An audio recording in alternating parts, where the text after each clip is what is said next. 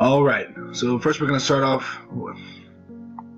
Alright, my name is Matthew Coulter, and I'll be submitting my Unity project that I've been working on for the past couple months, sparingly. First you'll see that we have armor on the ground with a character base model that we have built. This little bad boy back here, this white block, is actually our enemy AI. There's an entire environment. As you can see, it's only a few planks, it's nothing crazy. Here's my animator for my base layer, my right hand and my left hand for the grip and the shield and the sword. Here's my locomotion, my blend tree with the idle, walk, and run. These are all looped to give the character the semblance of moving around. These are my script folders. I have a lot of scripts in Visual Studios.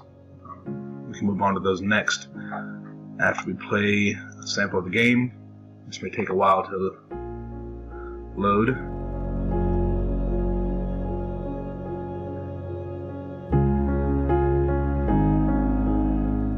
Any second. There we go. Alright, so here's our character. The walk and run animations are pretty solid. Right click to pick up the armor and weapons. Left click is going to be your moving around button. If you press I, you bring up your inventory. You can click on the items. It adds the items to your character. Your skin mesh renderers, of course. You can still move around. You can press U to unequip. It puts it right back in your inventory. You can even come over here to fight the enemy. I'll go to our console here so you can see that we have things running up. Left click on the enemy, that will cause your character to attack. Takes certain small amounts of damage. Enemy takes 2 damage, you can run away, the enemy will chase you. You can equip. You take less damage now once you're being hit because you have armor on, and you do more damage now because you have a weapon in your hand. There's damage values, of course. Eventually the enemy will go away after you hit it enough times. I believe I set it to 100 damage, so I only do 7 damage per hit, so we're not about to sit here and swing at that thing for too long.